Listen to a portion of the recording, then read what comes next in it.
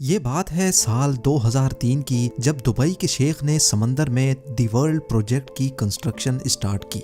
समंदर में 300 आइलैंड्स बनाने का ये प्रोजेक्ट अर्थ शेप की तरह दिखने के लिए बनाया जा रहा था, जिसमें लग्जरी विलास, होटल्स और बीच रिजॉर्ट्स के साथ साथ वो सब कुछ बनाया जाना था जिसका अंदाजा लगाना भी काफी मुश्किल है।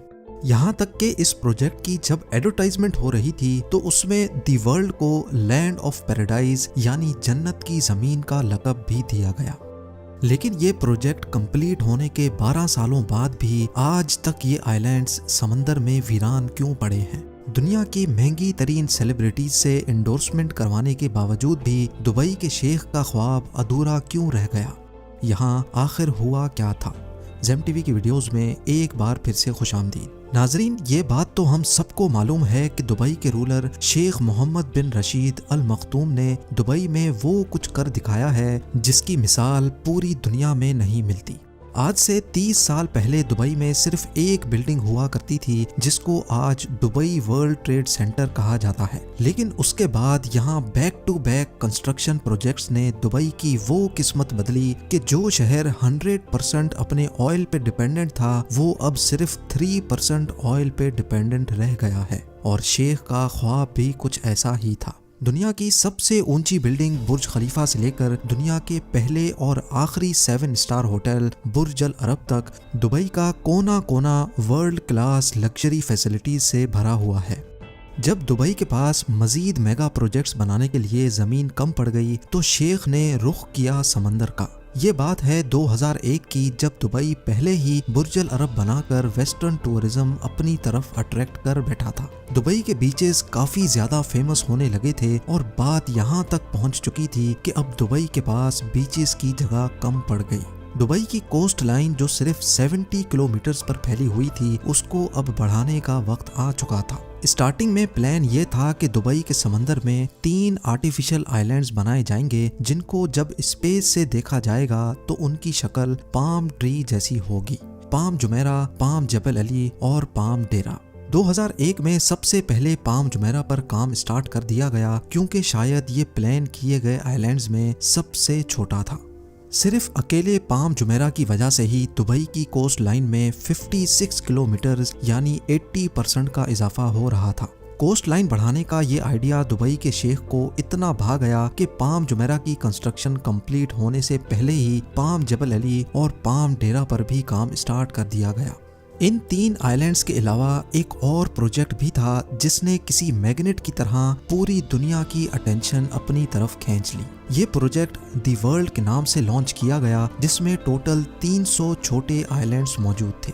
दी वर्ल्ड का डिजाइन अर्थ के मैप के हिसाब से रखा गया था जिसमें हर कंट्री के नाम से अलग अलग आइलैंड बनाए गए थे। 2003 में दी वर्ल्ड की कंस्ट्रक्शन का काम स्टार्ट कर दिया गया जो दुबई के साहिल से 3.5 किलोमीटर दूर समंदर की ताबड़तोड़ लहरों को रोक कर बनाया जा रहा था। दी वर्ल्ड आइलैंड्स असल में दुनिया की एलीट क्लास के लिए एक प्ले ग्राउंड होने वाला था। इंटरनेशनल एक्टर्स, रॉयल क्लास और बिजनेस टाइकून्स ने खूब जमकर इस प्रोजेक्ट में हिस्सा लिया। कुछ ने अपने पर्सनल यूज के लिए यहाँ आइलैंड्स खरीदे तो कुछ ने इसकी एडवर्टाइजमेंट करके अपना पार्ट प्ले किया। यहाँ पर छोटे से छोटे आइलैंड की कीमत $15 मिलियन यानी 112 करोड़ रुपए रखी गई और बड़े आइलैंड्स इनके तो क्या ही कहने। एक आइलैंड $50 मिलियन यानी तकरीबन 375 करोड़ रुपयों में सेल किया गया। जिस तरह दुबई को पास्ट प्रोजेक्ट्स में भरपूर कामयाबी मिली थी इसी तरह दी वर्ल्ड में भी मिली। कंस्ट्रक्शन कंप्लीट होने से पहले ही 2008 में 60% से भी ज्यादा आइलैंड्स सेल आउट हो चुके थे। लेकिन सवाल ये है कि समंदर में रेत से बने इन आइलैंड्स की इतनी ज्यादा कीमत क्यों रखी गई? पहली बात तो ये है कि ये इतना आसान काम नहीं है। ठाठे मारते हुए समंदर में एक छोटा सा आइलैंड भी बनाना बहुत मुश्किल होता है। यहाँ तो फिर दुबई ने 300 आइलैंड्स बनाए थे। सिर्फ एक आइलैंड को बनाने में इतनी ज्यादा रेत इस्तेमाल हुई थी कि उससे एक पूरा क्रिकेट स्टेडियम टॉप से लेकर बॉटम तक भरा जा सकता है। अगर पत्थरों की बात की जाए तो दी वर्ल्ड आइलैंड्स में इस्तेमाल होने वाले पत्थरों का वजन 5.5 लाख ट्रेन इंजन्स के वजन के बराबर बनता है। 9 किलोमीटर लंबा और 6 किलोमीटर चौड़ा ये प्रोजेक्ट बनाने में दुबई गवर्नमेंट को 14 अरब डॉलर खर्च करने पड़े। इस रकम से दुबई 9 बुर्ज खलीफा या फिर 14 बुर्ज अल अरब जैसे 7 स्टार लग्जरी होटल्स बनवा सकता था। लेकिन शेख को ना सिर्फ दुबई की जमीन बल्कि यहाँ के समंदर से भी इनकम जनरेट करना थी, और यही वजह थी कि शेख समंदर में जन्नत की जमीन बनाना चाहते थे। तो फिर आखिर ऐसा क्या हुआ कि इतना ताम झाम करने के बावजूद भी पिछले 12 सालों से ये आइलैंड्स बिल्कुल वीरान पड़े हैं। दी वर्ल्ड आइलैंड्स के फेलियर में सबसे पहला रीजन इसका डिजाइन है। सबको यही उम्मीद थी कि प्रोजेक्ट का डिजाइन अर्थ के मैप के हिसाब से बनाया जाएगा, लेकिन प्रोजेक्ट कंप्लीट होने के बाद मालूम पड़ा कि ये अर्थ के डिजाइन से काफी ज्यादा अलग है। ज्यादातर आइलैंड्स की शेप एक्चुअल कंट्रीज की शेप से काफी मुख्तलिफ थी, जिससे इन्वेस्टर्स को काफी ज्यादा डिसअपॉइंटमेंट हुई। लेकिन सिर्फ डिजाइन का चेंज होना ही दी वर्ल्ड की नाकामी का रीजन नहीं था।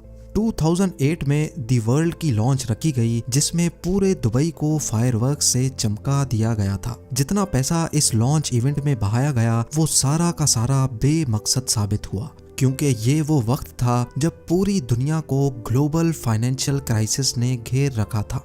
दी वर्ल्ड के 60% आइलैंड्स इस फाइनेंशियल क्राइसिस से पहले ही सेल हो चुके थे, और इस क्राइसिस की वजह से ना सिर्फ वर्ल्ड आइलैंड्स बल्कि पूरे दुबई की प्रॉपर्टीज के रेट्स जमीन पर आ गिरे। फाइनेंशियल क्राइसिस की वजह से जिन एलिट्स ने ये आइलैंड्स खरीद रखे थे उन्होंने भी यहाँ कंस्ट्रक्शन का काम नहीं करवाया।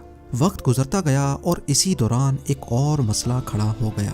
खाली पड़े आइलैंड्स आहिस्ता आहिस्ता समंदर की नजर होने लगे। ये नोटिस किया गया कि कई आइलैंड्स इरोजन की वजह से समंदर के नीचे जा चुके हैं। ये खबर जहां अपने तौर पे काफी डेंजरस थी, वहीं मीडिया कवरेज ने लोगों का इस प्रोजेक्ट पर ट्रस्ट मजीद कम कर दिया। उसका नतीजा ये हुआ कि ग्लोबल फाइनेंशियल क्राइसिस खत्म होने के बाद दुबई के दूसरे एरियाज में तो बिजनेस वापस लौट आया, लेकिन वर्ल्ड आइलैंड्स पर इरोजन के डर से किसी ने भी अपनी किस्मत नहीं आजमाई। इंजीनियर्स और रिसर्च टीम ने जब आइलैंड इरोजन को इन्वेस्टिगेट किया तो एक और खौफनाक मामला उभर कर सामने आ गया। पाम जुमेरा, पाम जबल अली और पाम डेरा के साथ साथ वर्ल्ड आइलैंड्स की कंस्ट्रक्शन में इस्तेमाल होने वाली रेत पर्शियन गल्फ के समंदर से ही ट्रेजर के जरिए निकालकर आइलैंड साइट पर डंप की जाती थी।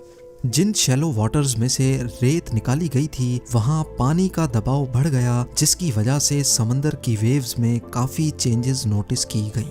वेव्स में चेंजेस की वजह से ना सिर्फ आर्टिफिशियल आइलैंड्स बल्कि पूरे दुबई की कोस्ट लाइन में इरोजन देखी गई। ये सैटेलाइट फुटेज 2002 की है, जब सिर्फ पाम जुमेरा बनाया गया था। इस फुटेज में दुबई की कोस्ट लाइन को गौर से देखें, जो कि ऑलमोस्ट स्ट्रेट लाइन में नजर आ रही है। अब गौर करें इस फुटेज पर जो 2008 की है, जब बाकी तमाम आइलैंड्स भी बनाए जा चुके थे। इसमें साफ साफ देखा जा सकता है कि दुबई की अपनी कोस्ट लाइन जगह जगह से इरोड हो रही है, और इसको रोकने के लिए कई जगह पर आर्टिफिशियल वॉल्स भी खड़ी की गई हैं। आर्टिफिशियल आइलैंड्स बनाने, दुबई की कोस्ट लाइन को डबल ट्रिपल करने और नेचर से खेलने का अमल अब दुबई पर उल्टा वार करने पर तुला है। इस मामले ने इन्वेस्टर्स, बिजनेस टाइकून्स और सेलिब्रिटीज के ट्रस्ट लेवल को इतनी ठोस पहुंचाई कि दुबई गवर्नमेंट ने तमाम आइलैंड प्रोजेक्ट्स पर फौरन काम रुकवा दिया। बात यहाँ तक पहुँच गई कि दुबई को पाम जबल अली के इन्वेस्टर्स को रिफंड करना पड़ा और पाम डेरा के प्रोजेक्ट को आधे में ही छोड़ना पड़ा। बेशक प्राइवेट आइलैंड का अपना ही चार्म है, लेकिन जो लग्जरी वर्ल्ड आइलैंड्स में एंजॉय की जा सकती है वो पाम जुमेरा पर ऑलरेडी लोग कर रहे हैं। आखिरकार ये दुबई का पहला आर्टिफिशियल आइलैंड प्रोजेक्ट है जो भरपूर कामयाब हुआ।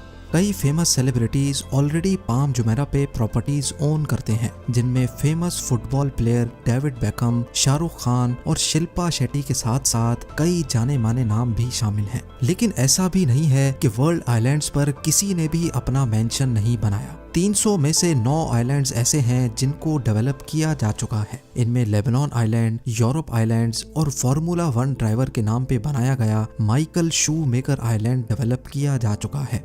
बाकी तमाम 291 आइलैंड्स अभी तक खाली पड़े हैं और आहिस्ता आहिस्ता समंदर की नजर होते जा रहे हैं। दुबई के शेख अपनी इस नाकामी से अच्छी तरह वाकिफ हैं और अपनी इस गलती को सुधारने के लिए नए और जदीद प्रोजेक्ट्स भी लॉन्च करने में लगे हैं। नया प्लान ये है कि पहले दी वर्ल्ड के यूरोप आइलैंड्स को डेवलप किया जाए। स्वीडन आइलैंड में 10 पैलेसेस, जर्मनी आइलैंड में 32 विलास और टोटल 78 फ्लोटिंग स्वीट्स बनाने का प्लान किया गया है। इन फ्लोटिंग स्वीट्स में टूरिस्ट समंदर के एक यूनिक एक्सपीरियंस को एंजॉय कर सकेंगे। ना सिर्फ समंदर के ऊपर बल्कि टूरिस्ट अपने अंडर वाटर बेडरूम से मरीन लाइफ से भी लुत्फ अंदोज हो सकेंगे। एक बात तो क्लियर है कि दुबई इन छोटे मोटे फेलियर से घबराने वाला नहीं है। इसकी जीती जागती मिसाल Jumeirah Bay Islands, museum of the future और दुबई एक्सपो 2020 की रंगीनियों में देखी जा सकती है। साथ ही साथ दुबई के फ्यूचर प्रोजेक्ट्स में दुनिया का पहला डायनेमिक टावर भी मौजूद है, जिसके रोटेटिंग फ्लोर्स की वजह से अंदर बैठे लोग दुबई का 360 व्यू एंजॉय कर सकेंगे। उम्मीद है जेम टीवी की ये वीडियो भी आप लोग भरपूर लाइक और शेयर करेंगे। आप लोगों के प्यार भरे कमेंट्स का बेहद शुक्रिया। मिलते हैं अगली शानदार वीडियो में।